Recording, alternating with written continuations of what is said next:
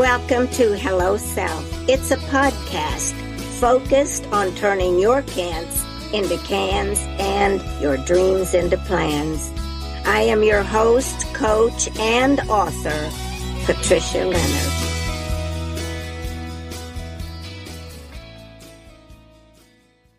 Good morning out there, my Hello Self followers. This is Patricia Leonard. I'm your host at Hello Self podcast, and we've been here several times before, and I always like to remind you, though, of what our purpose is.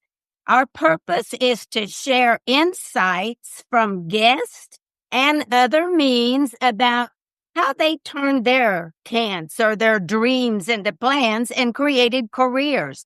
So they'll be giving you ideas of their story and a little overview of their journey. And what we're hoping is that you pick up the pieces of that inspire you to go after your dreams and hopes. And I am so excited. Today, we have a guest that you're going to learn a lot from, not only in your sight, but also in your spiritual sight. Dr. Ming Wang is here with me today, and I'm so excited about that. He has given so many of us, including me, sight, and he has a lot more than that. And I'm going to read an overview of his bio just as a way to introduce him, and then I'll let him tell you the rest of the story. Dr. Ming Wang is a Harvard and MIT graduate with a magna cum laude degree. One of the few laser eye surgeons in the world today who holds a doctorate degree in laser physics. He has performed over 55,000 procedures, including on over 4,000 doctors. The sight film is fabulous, and you're going to enjoy hearing about this. It's based on Dr. Wang's autobiography, From Darkness to Sight, co-starring Greg Kinnear. As a teenager, Ming suffered greatly in China and came to America with only $50 and earned 2 doctorate degrees, one in laser physics and one in medicine, and graduated with the highest honors from Harvard Medical School and MIT. Amniotic, I know he'll have to tell you the real spelling or pronunciation of that, membrane contact lens, which Dr. Wang has invented and holds 2 U.S. patents, has now been used by tens of thousands of eye doctors throughout the world, and millions of patients have had their eyesight restored. Wang Foundation for Sight Restoration, another point we want to bring out, helped patients from over 40 states in the U.S. and 55 countries. With all sight restoration surgeries performed free of charge. Dr. Wang was named the Kiwanis Nashvilleian of the Year for his lifelong dedication to help blind orphan children from around the world. And now I'd like to present you with Dr. Ming Wang, and he will share more about his purpose-driven life, and it'll give us a great insight to who he is and what he's done. So I'll turn it over to Dr. Wang. Thank you, Dr. Wang, for being here today, and you can take it from here. Thank you, Patricia. Thank you for the honor and pleasure to be on your show. Enjoy our meeting most recently at the Women in Film and Television Annual Award Ceremony. Hello, everyone, fans of Patricia's podcast show. This is Dr. Ming Wang. I'm honored to be with you today. Today, I would like to address a very timely and important issue that our nation is facing. That is, we are so divided. And to explore together the questions, how can we find common ground once again as a nation and build up America? And this common ground seeking topic is in the context of this next 30 minutes PowerPoint presentation about a purpose-driven life. Finding common ground is one of the purposes. And during the presentation, that if available on the chat room, recording here, there will be my contact information. You can contact me anytime if you have any question about any part of this presentation. And also on the screen at this moment, everybody can take a picture, iPhone, take a picture of the screen, which does have my contact information, including email. So you can ask me any question afterwards, email me your question about common ground or your question about vision surgeries. So the title is A Purpose-Driven Life. And as on the screen, you see a free link to watch the film site. So if you take a picture of the screen, and you'll be able to watch the film site free of charge. The film site is distributed by NG Studios, which distribute The Chosen, Sound of Freedom. In the past, it tells the story of a Chinese American immigrant and our foundation's work in helping blind orphan children from around the world. And in the process, how we find the common ground between faith and science in developing an amniotic membrane contact lens, which has helped millions to date. So first, let me spend a few minutes talking about where I came from. I came from China, grew up during a time called Cultural Revolution. From 1966 to 1976, the government in China shut down all universities and colleges of entire nation. Can you imagine that? No. And forcefully deported to some of the poorest part of the country every single high school graduate for poverty and hard labor for life. So over 10 years of cultural revolution from 1966 to 76, by shutting down all universities and colleges of entire China, they sent away to labor camp for life 20 million young people. 1974, I was 14, and I was caught up during the Cultural Revolution. So when I finished my junior high, despite being a straight A student, I could not go to high school. I was going to be sent away to labor camp just like 20 million others for life. A devastating fate. In order to avoid this devastating fate of being sent away to labor camp, my parents found out that if I could play a music instrument, in this case, a Chinese violin, erhu, spells E-R-H-U, and also if I could learn dancing, I might be able to get into the government song and dance propaganda troupe, therefore avoid being sent away to labor camp. But that did not work. Government quickly recognized that I was learning dancing and music instrument playing for an ulterior motive, really not for music or dancing, but to avoid being sent away to labor camp. So they stopped my music and dancing learning. So I was going to be sent away to labor camp for sure. Just about that point, I got lucky. 1976 rolled around. The Cultural Revolution ended. China realized what a tragic mistake it has made by shutting down all universities and colleges of the entire country for 10 years. So they stopped the Cultural Revolution, reopened all the colleges. And as you see in the film site, my parents told me that I need to get back to the school, which I was so excited about, but I need to jump 3 years ahead overnight from 9th to 12th and against other 12th graders, compete against them for the 1% chance of getting to college, even though I have never attended 10th, 11th, 12th. The reason my parents want me to do that, jumping 3 years ahead, because they were not sure if the government will shut down college again the following year for another 10 years.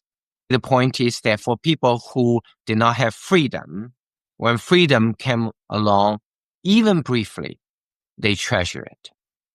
So the question to us, all of Americans today, that do we treasure what we have? Very good. And what is the symptom? What is the diagnosis for the behavior of many of us here in America today that we do not appreciate what we have? In other words, when we do not forget to appreciate America, what do we actually do? What is our behavior? Is the division and the polarization and lack of willingness to work together to find a common ground? Isn't it a symptom reflecting a deeper problem of our having taken our freedom here in America for granted? We'll return to this issue, common ground, a little bit later. So fortunately, I listened to my parents. I worked really hard, as you see in the film Sai. So in 1908, I got into University of Science and Technology in China. In 1982, I, with $50, borrowed from a visiting American professor, I was landed at Washington Airport, National Airport, Washington, D.C., with that $50, with a Chinese English dictionary, knowing no one in this country could hardly speak English, even though I was poor, but I was happy. Why? I was free. I had good fortune attending some wonderful schools, including University of Maryland, Harvard, MIT.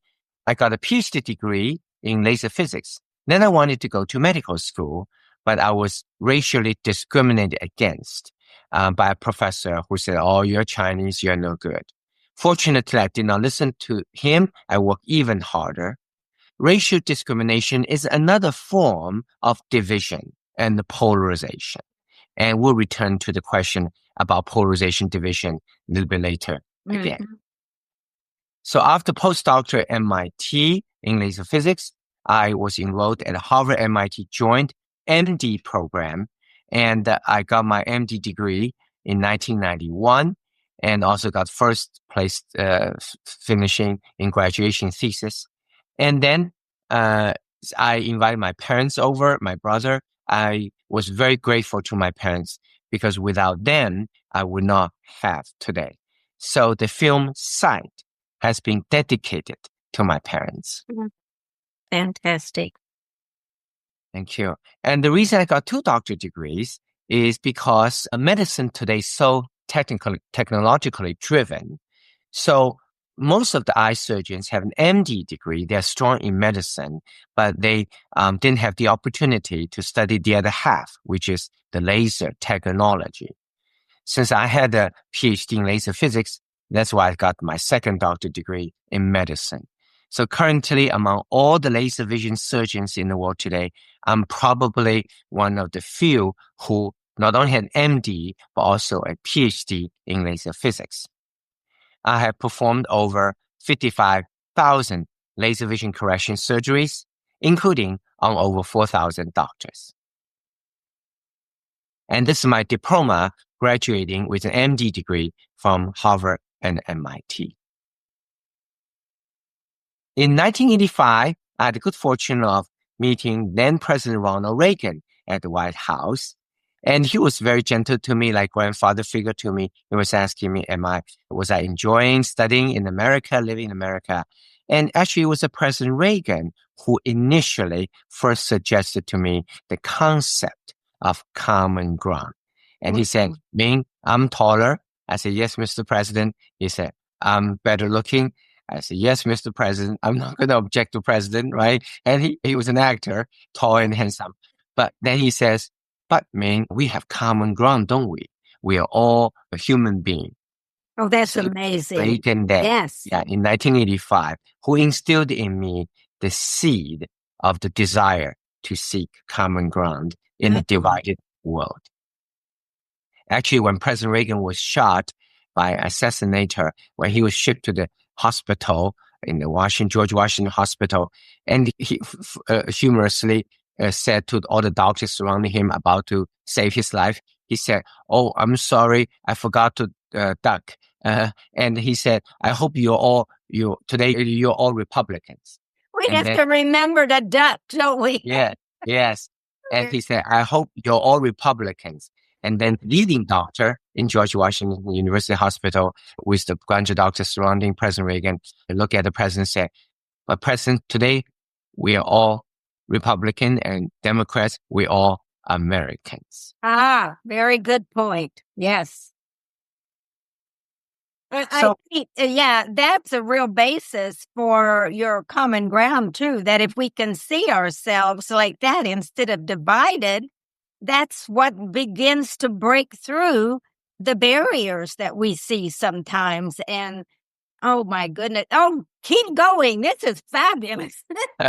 Yes. And Patricia, you're absolutely right. C, it's very appropriate to come from an eye doctor, right? Is C, we have physical seeing, but also we have emotional, spiritual, right? Side. And sometimes we see something, but we don't really see it.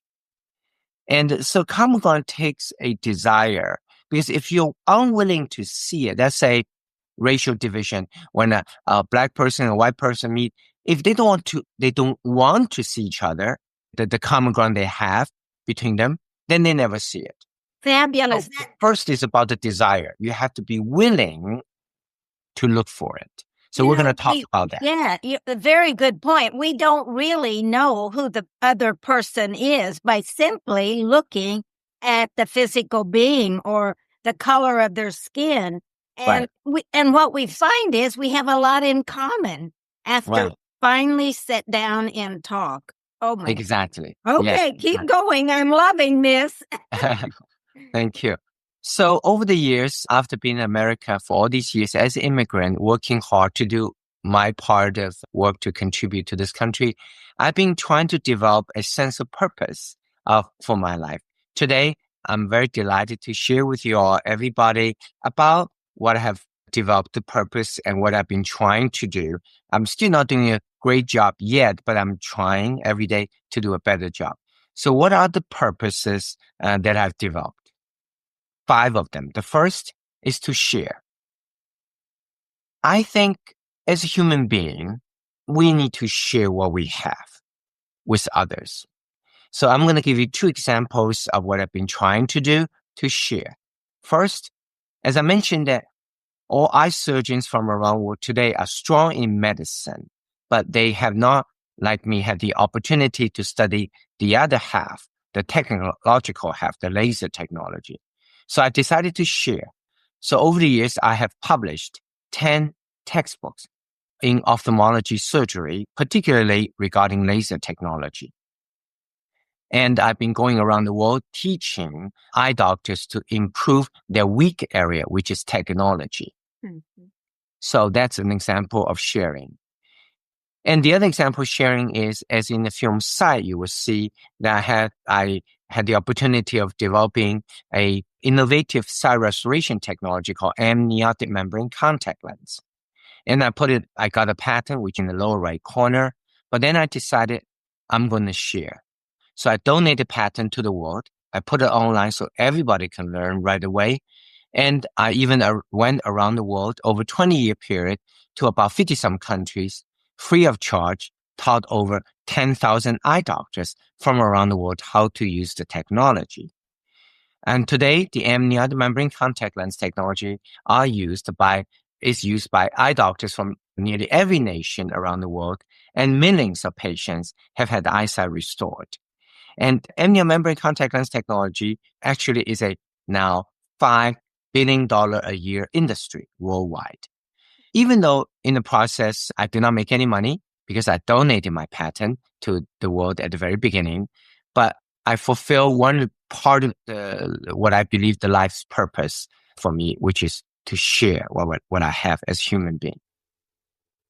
Second is to remember. I think we all have our roots. We all came from different parts of the world, different states throughout America, different families and our cultural roots. We need to remember our roots, but also at the same time, we need to embrace the present and future. In the film Sight, there's a tagline said, "The present is made possible by the past."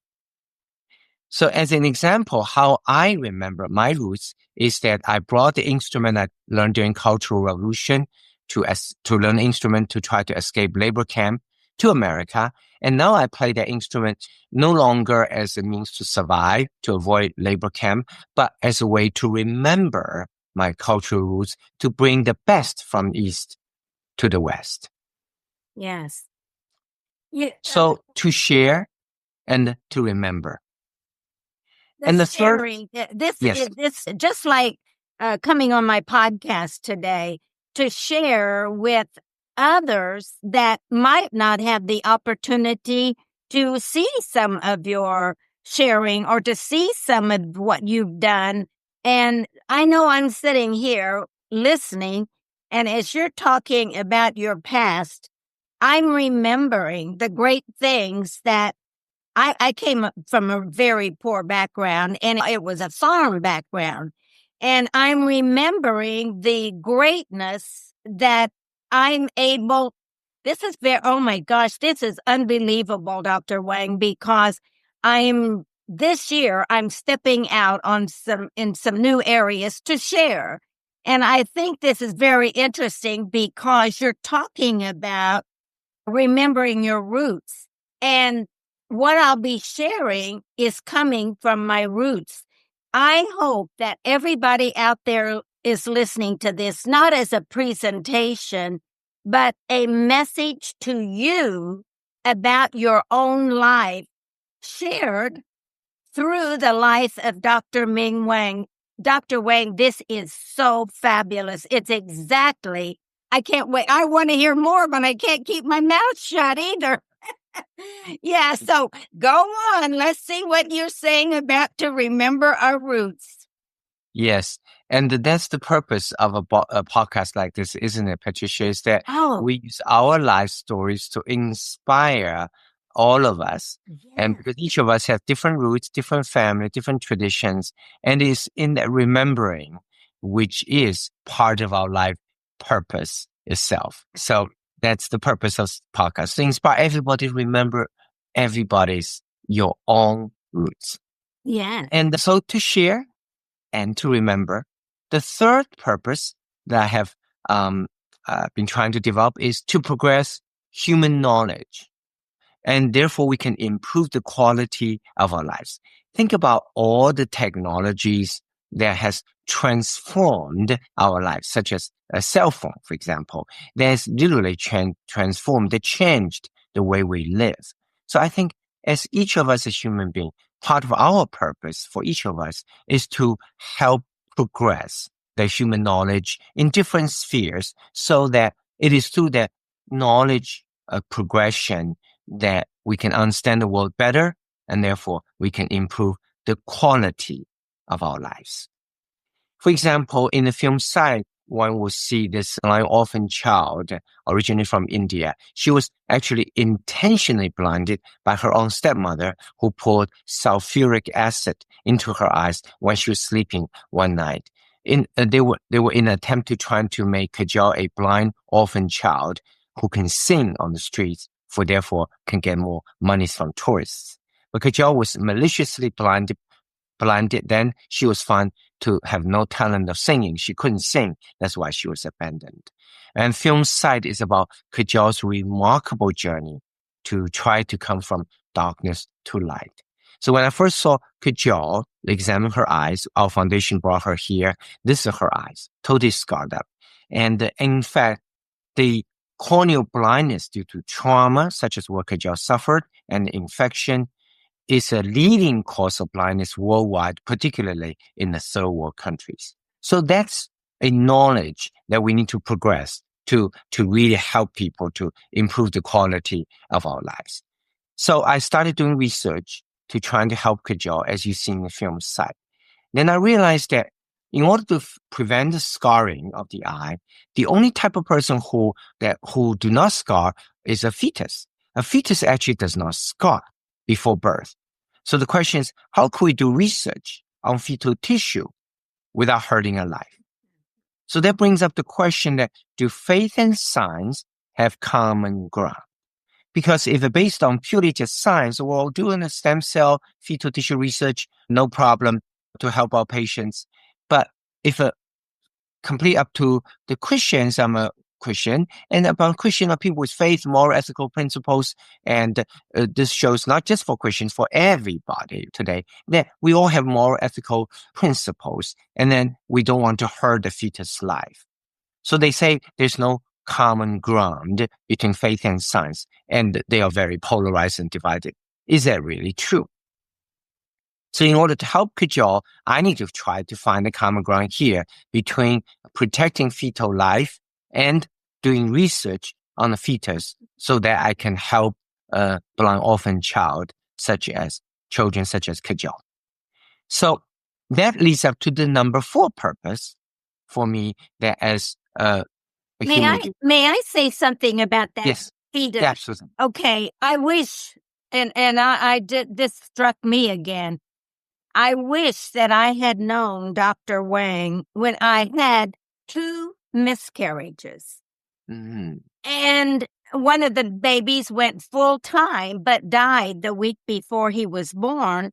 And the other one, I actually aborted in my bathtub and in my hand. I didn't know what was happening. But so I wish I would have known then, because I've often wondered, did they throw those fetuses in the trash, or what did they do with them? Because I would have definitely given to something like this for somebody to have sight or somebody, but I didn't know about that. So just remember, when we get caught between faith and science, sometimes just knowing something like this and hearing the common ground that Dr. Wang is talking about can help us let go of our feeling guilty, but offering opportunities, offering something, sharing something, and we can feel good about that, because I didn't know about this at the time. So I know how we get torn between faith and the things that we've so much, and science, the things but you know what? God didn't just provide one thing. He provided millions of things, for ways for us to share and ways for us to give life. And I remember and sorry, Dr. Wang, but this is just triggering me to share. I remember when my mother had a stroke late in life and lost her sight. She gave up on life. And so it doesn't mean that's the only way, because I also know some people that are blind and they still live life. But it's another way for, as Dr. Wang was saying, for sharing who we are and what we've been given. This is triggering so many things in me, and I'm sure it is in others, Dr. Wang. So I'll get out of the way now, but you talk about common ground. There is so much of this common ground for me in my own life. Listen, listeners, to what he's saying, and then get in touch with him if you want to know more or talk more. Okay, now he's going on if I get out of the way. Yes, but that's the very purpose. You're not in the way, Patricia. The purpose of this discussion is to invoke each of our own memories among our life's experiences, and encourage all of us to find our own purpose, to find our own common ground, to inspire all of us. So that's exactly the purpose of this. So to chime in anytime, because I want to interactive. So coming back, this is one area that need to find a common ground between faith and science. So that leads to the number 4 purpose of to share, to remember, to progress. The number 4 for me, a life purpose, is to find a common ground based on our shared humanity. And I've been studying this question of common ground seeking, finding for decades. I even built a nonprofit organization called Common Ground Network to specifically study the methodology. one misunderstanding about common ground is that some people think common ground is just simply a compromise. No. Common ground is not a compromise. Common ground is the seeking of truth. It's very important that it's not just taking two people with different opinions, take the average in the middle, that's it. No. It's about understanding each other truly to find out what is in essence we do have in common, that essence, that truth. So common ground is deeper, much more than just a compromise. Common ground is the seeking of truth through a deeper mutual understanding. Yeah. So we need to build bridges, and we need to breaking barriers. So as a Christian, that we went to the Bible and study in terms of how Jesus Christ has done in finding common ground. And we established a common ground seeking steps, STEPS, see the common ground. This is very appropriate coming from an eye doctor, that we, in order to see something as human being, first we have to have the willingness to see. If we are unwilling to even look for it, we will not see it. If we meet someone with different opinion, different racial background, different political persuasion, different religious background, if we're unwilling to even recognize that we have common ground, we will not be able to see it. No. So the first is ask ourselves an honest question, am I willing to see the common ground? Second is T, trading places. We need to speak the language of the listener. It's so easy as human beings. We tend to naturally speak the language of the speaker. But as an eye doctor, I have learned over decades the best way to practice medicine, to take care of my patients, is to trade places with my patients. For example, Patricia, if I want to take care of your eyes, in the world of 8 billion people, you are actually, Patricia, you're the number one authority in questions relating to your vision. Yes. Because you're the only person who is seeing through their pair of eyes of yours where you do not see. No one else has that experience. No one else can tell more precise, clearly what you're seeing, what you're not seeing. So if I want to take care of your eyes, I have to listen and develop technologies to simulating what you are actually seeing so that I can fix your eye problems. That's what we think we're expert, and you're just saying the expert is the person that I'm working with. Doctor, I did a workshop, and I'm sorry to keep, but you're just bringing. No problem. That's the purpose. Yeah, chime in anytime. I did a workshop in Knoxville, Tennessee a few years ago with accountants and auditors, and it was mixed, men and women. And they wanted me to and I'm known as the high heels diva, and I had written several books about getting out of your flip-flop lives and stepping into a higher level, not a high heel, but a higher level of who you are. And so they wanted me to do that speech. And I said, with men and women both? And they said, yes, we like the concept behind that. So I went to Goodwill and I got a big high heel, the longest I could get, a size 11. And I got a size 11 men's wingtip. And told a show, just trading places. So what I did was talking about how we see each other and how we get biases about just what you're talking about, only on a different way. And so I invited a man from the audience, whoever wanted to volunteer, and a woman. And so when they came up there, I asked the man to take off his shoes and put on the high heels. And then I asked the woman to put on the wingtips. Then my next question, or my next piece of action, was to the gentleman, how does it feel to be in high heel shoes? In other words, walk in the other person's shoes. And then he talked about, he said, I totally feel out of place. I totally don't know how to really walk. I don't know what I'm supposed to do. And I asked the woman the same question, and she said, I feel clumsy. I feel that I don't really understand. But they just applauded and went on, because what happens is just what you're saying. If we trade places with the other person and listen to what they're saying, or the other element of whatever their career is, we can start to understand, but we don't take the time. And putting them in each other's shoes, it was a riot. And I didn't know if it would work with financial people and the more technical minds, or the more thinking minds. Oh my gosh, they got it. They said that is so. Common ground can come in a lot of ways. Who we are, the neighborhood we live in, trading places. If I lived there instead of here, how would I see the world?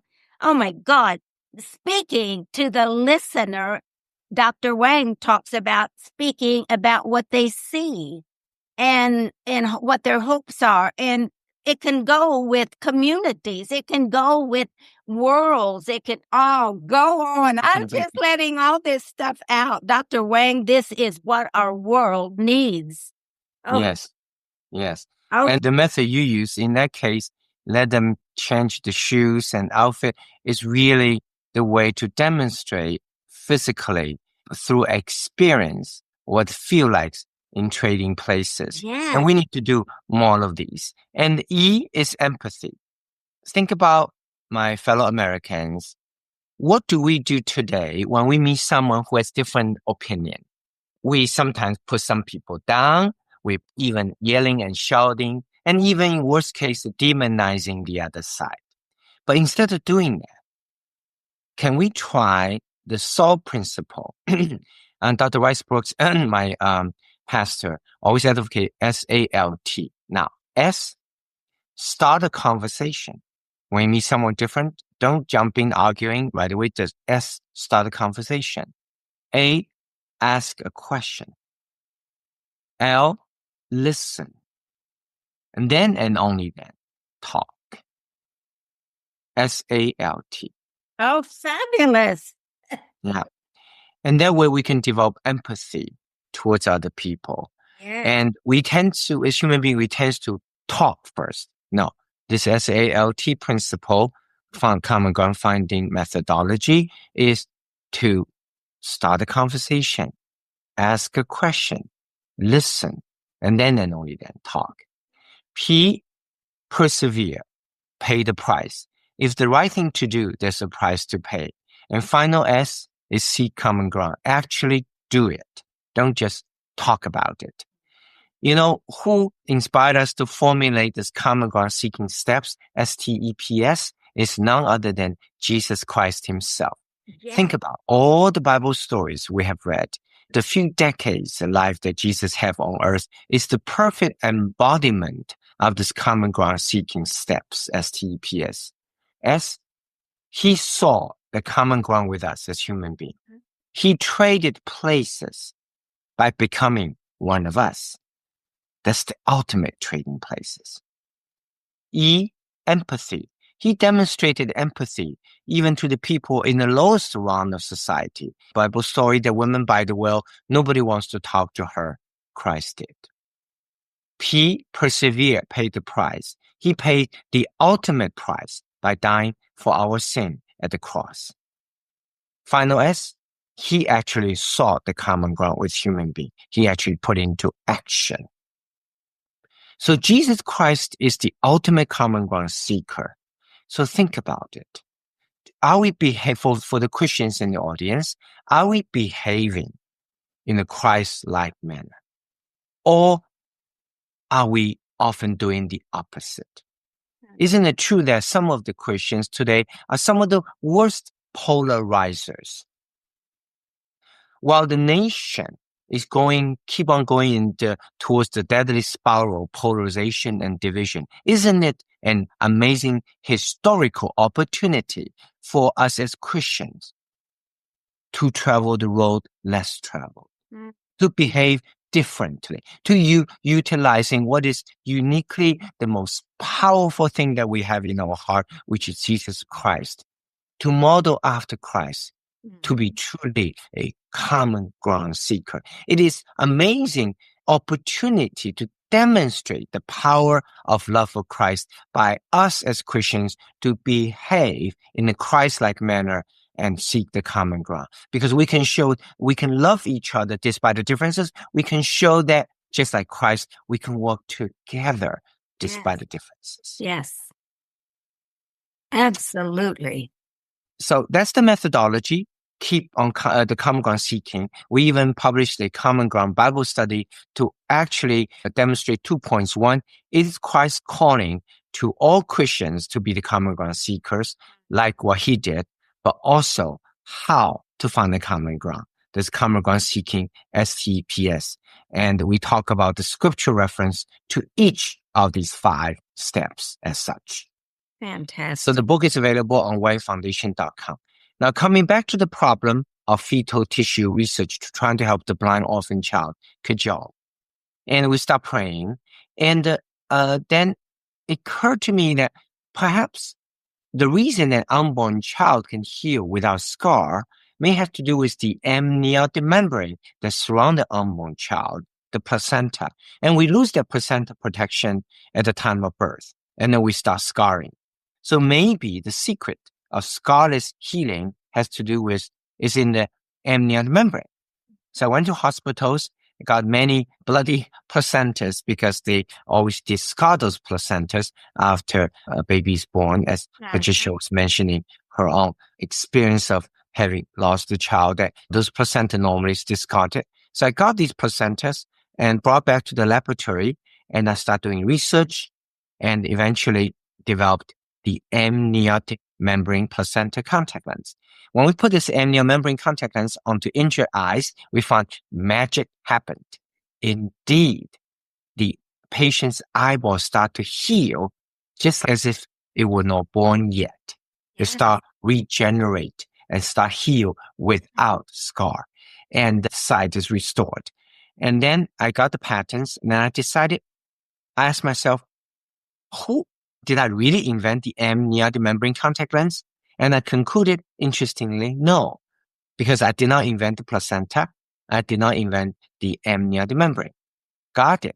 As a Christian and a scientist, I was just privileged, lucky to have been given the opportunity by God to catch a little glimpse of part of his original creation. So the credit goes to God. That's why I mentioned early that I decided to share. So I donated my patent to the world. I put the patent online and I went around the world, about 50-some countries over 20-year period, and taught pro bono over 10,000 eye doctors from different countries. And today, amniotic membrane contact lens is a technology used by eye doctors in nearly every nation, and millions of patients have had eyesight restored. The film Sight is about that. And it has transformed the world. And I'm so happy I have the opportunity to make my little contribution also, particularly as an immigrant to America, because I'm very grateful to the opportunity that America has given me, the freedom and the faith. For example, as we get older, we all know our eyes get drier and drier. So dry eye causes corneal injury, does cause a long-term sight loss in elderly. So this patient in her 70s and lost her eyesight for many years due to severe dry eyes because her eyes will not heal, and when heal, they heal with a scar. So we put the amniotic membrane contact lens on her. Now she could see. She's very happy. So this example showed the amniotic membrane contact lens is a powerful transforming technology that has changed the world.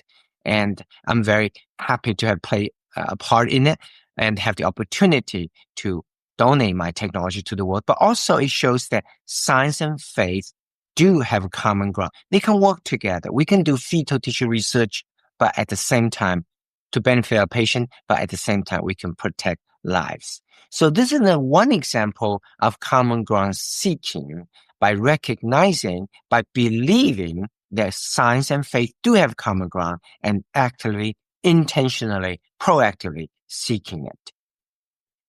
I live in Nashville, Tennessee, Music City, USA, and this is our Vision Institute. We have some of the best technologies in the world because of my dual training, having an MD, but also a PhD in laser physics. I have published a paper in the journal Nature and about our research. And also I used to serve United States FDA ophthalmic device panel, first Chinese Americans to serve in that post. And also we have an international training center here to train eye doctors from around the world to share. And we have introduced the state's first all-laser LASIK. LASIK is actually going out of date. It's now replaced by a better technology called SMILE, small incision LASIK. And we also introduced the state's first laser cataract surgery. Cataract surgery can be performed with laser or blade, but today in America, 95% of cataract surgeries are still performed with blade, believe it or not. But because of my dual training in lasers and medicine, I introduced this technology and I've been teaching doctors how to use laser to perform cataract surgery. And we also performed the world's first laser artificial cornea implantation, utilizing my PhD laser expertise, and also performed United States first intact for keratoconus disease, and also research for keratoconus and research to treat presbyopia, which is aging, loss of reading. We actually, for 5 human eye prescription conditions, myopia, nearsightedness, hyperopia, farsightedness, astigmatism, presbyopia, the reading difficulty as we get over age 45, and the cataract. We can treat all 5 now in year 2025 using these 4 technologies. And for those in the pod, you can take a picture of this. We won't have too much time to talk about today, but take a picture so you can email me in the lower left corner. Any question you have. Every Tuesday, we do a Vision Zoom, 6:45. You are welcome to come. These are 4 top technologies, can treat all 5 human eye conditions: nearsighted, farsighted, astigmatism, presbyopia, and cataract. Through SMILE, left upper corner, replacing LASIK surgery. Lower left corner, implantable contact lens. I can put the contact lens inside your eyes, so you never need to remove it at bedtime. In the middle, over age 45, for Patricia and I, we have technology now can actually improve, not only improve distance vision, but also improving the reading vision as well. In fact, this surgery for our young ones can in one surgery treat all five human conditions, can even get rid of the cataract. All the way to the right is cataract surgery. Laser is best technology. But despite the fact the laser is best technology, only 5% of doctors are using laser for cataract surgery. That's why I've been teaching surgeons. They're strong in medicine, MDs, all of them are MDs, but very few have PhD in laser physics to try to help them so that more doctors can use laser for cataract surgery as such. Now, so that's the eye technology we talk about. And living in Nashville, Tennessee, I might have my share of celebrity patients such as Dolly Parton, Kenny Chesney, Charlie Daniels, Ashley Judd, etc. And I have not forgotten, I came from China, my roots. I've been going back in China 30 years, almost every year, to teach without charging the Chinese eye doctor how to improve the quality of care in China. I even performed China's first all-laser LASIK as such. Today in Nashville, Tennessee, our patients from all over the United States, over 40 states, and also over 55 countries worldwide. So that brings up the last of the 5 purposes. After to share, to remember, to progress, to find common ground, now is to help. I think as a human being, part of life purpose should be we need to help those who need most help.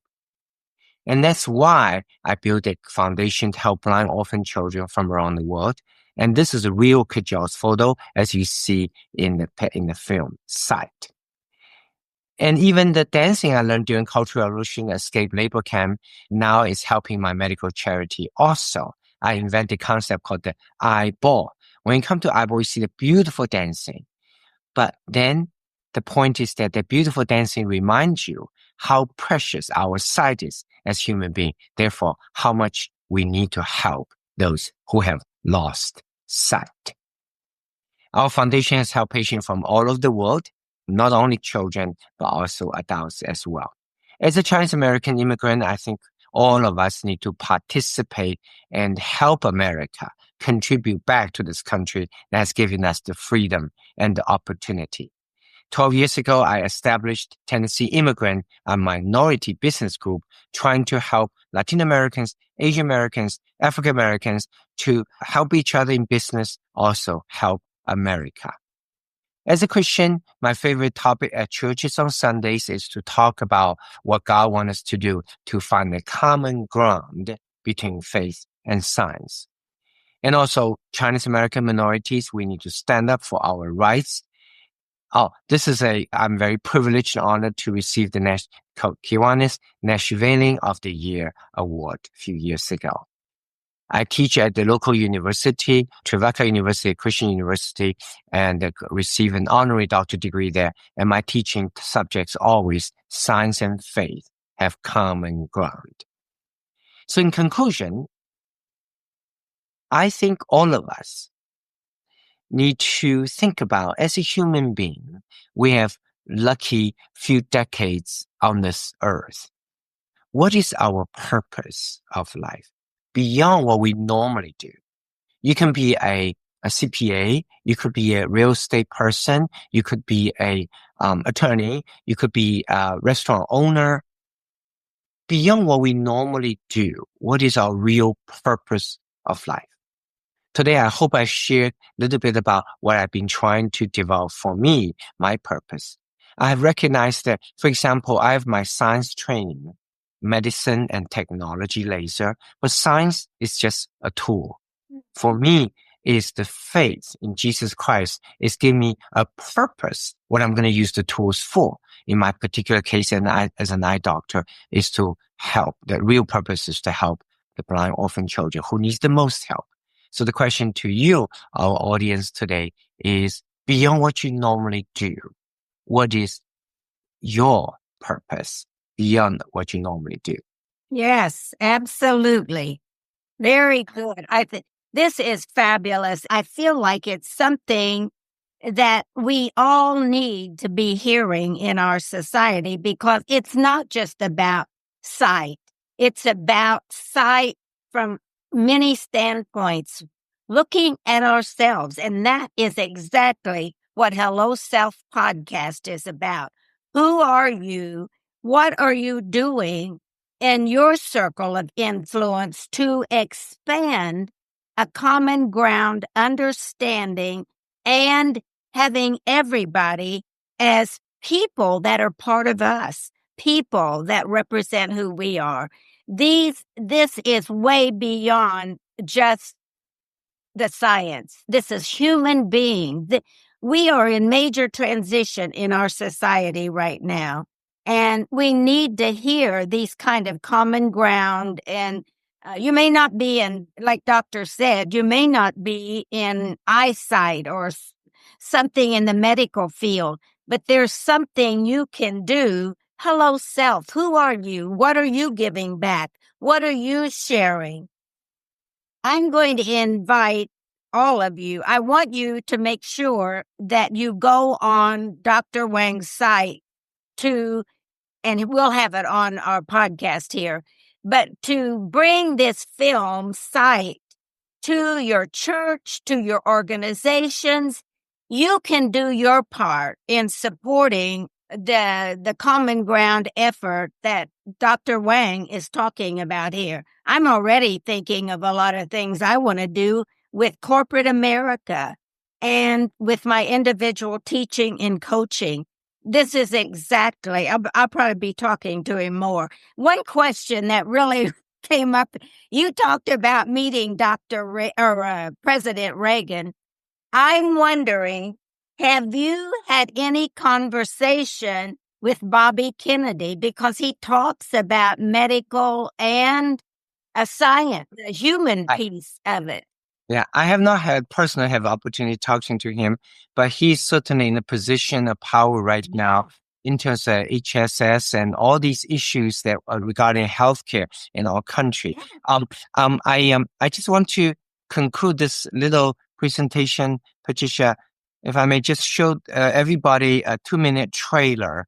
So I'm going to just play this little trailer. Everybody enjoys. Stick with this, audience, because we'll wrap it up after this. Thank you. Yes. Thank you. So everyone turn up their computer sound a little bit.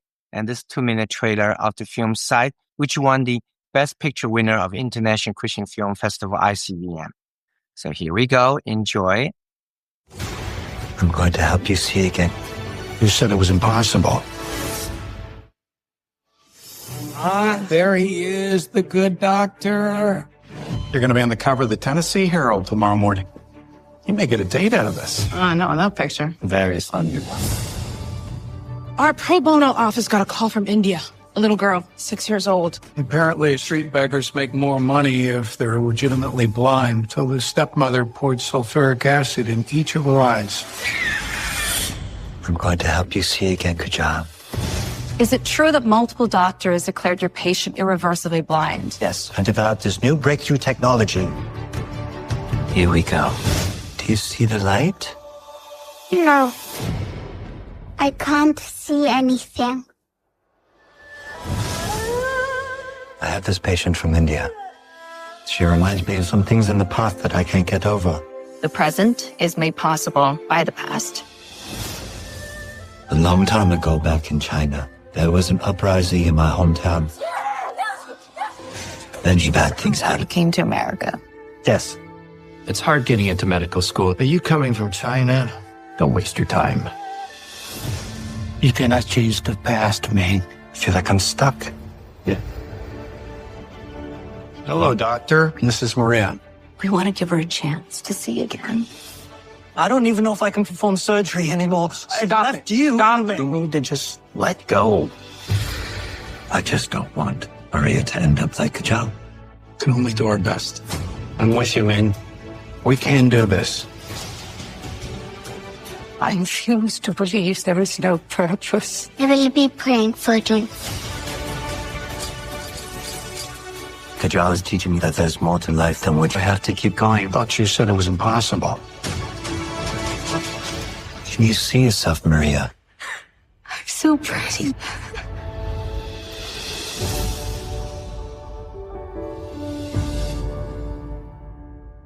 Dr. Wang, does that little girl live here in Nashville now? No, she actually returned to India. It was written in my autobiography. We got 3 families to adopt her. Yes. But U.S. Immigration Service would not allow her to stay because she has no relatives here. So the immigration system screwed up also. So she had to return to China, but to India. But I recently heard from a friend that learned something exciting, that Kajal's trip to America truly changed her life. And she, after returning to India, she actually went to university, got a university degree, and even further, got a master's degree. Bravo. Yeah. So the love that she has experienced during her trip in America through our foundation, all the Nashvilleian helping her, that really transformed her life. Yes. So yes. The film Sight actually initially was rejected by all top 10 Hollywood film distributors because they're not too crazy about faith film, and also the Chinese film, they need a kung fu or something. So it was going to be buried. However, I took the film around the country, and over 365 days, I traveled to 40 states, did 500 free film shows to 50,000 audiences, telling our story as Asian Americans, minority immigrant, but also telling Jesus stories, because Jesus is the ultimate physician and restoring spiritual side as such. So then Angel Studio stepped up in February of 2024 to decide to distribute the film. They distributed Chosen, Sound of Freedom, then they distributed Sight. And the film is for our next generation to appreciate America, work harder. Oh, by the way, that every third Wednesday of every month, I give a little Zoom about what I learned on a different subject, how to do work more efficiently. How to 事半功倍, meaning spending half the time accomplishing double. If any of you out there interested, you can take a picture. My email address is there. You can email me. I will be happy to send a little gift to you as an appreciation of your attending the Zoom today for Patricia's Hello Self program. And I'll be happy to mail a free book, 事半功倍 book, to you. Fantastic. So in summary, the purpose that I've learned is 5. That for my life, I'm still trying to do a better job to share our knowledge, to remember our roots, to progress human knowledge, to find common ground based on shared humanity, and finally, to help those who need the most help. If people ask me, what is the ultimate inspiration, singular vision behind all 5 purposes that I developed for my life? And there's only one vision. That is, I'm trying to do what I can as human being who have the privilege to be able to walk on this planet for a few decades. I want to do what I can to make the world a little better place to live. And that is the ultimate purpose for me. Bravo. Yes, that's what we all want to do, but it takes action. So take some of these to my audience now as we wind this up. Dr. Wang, thank you. Thank you. Thank you. The insight, not only your service, but the insight that you have given each of us about making a commitment. 2025, it's time now. Make your commitment, step up to whatever it is you want, live your dreams, and help others live their dreams. So as we sign off on this, thank you. God bless your journey ahead. And to those of you who tuned in today, I want to remind you that this is about turning your cans and other people's cans into cans and their dreams into plans. I am your host, Patricia Leonard. And remember, I always leave with this message: keep dreaming. Thank you for joining Hello Self today, and may it offer insights and inspire you to stay on your runway to success. Like, share, and subscribe. And remember this, keep dreaming.